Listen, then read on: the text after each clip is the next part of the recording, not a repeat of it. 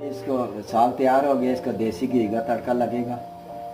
ये डाल दिए देसी घी, और साग के लिए लहसुन अदरक थोड़ा ज़्यादा डालना होता है। इसको तकरीबन 2 टेबल स्पून है ये लहसुन अदरक के, और थोड़ा सा वाइट ज़ीरा। ये ब्राउन हो रहा है जी, देखो लहसुन अदरक हल्का हल्का, तो साथ साथ हिला के रखे आदमी ऐसे करके, ताकि ये ब्राउन हो जाए।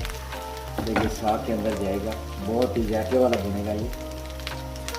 तकरीबन ब्राउन हो चुका है, और ये सफ़ेद ज़ीरा है थोड़ा सा, ये मैं डालूँगा इसके अंदर तकरीबन 1 टेबल स्पून सफ़ेद ज़ीरे का।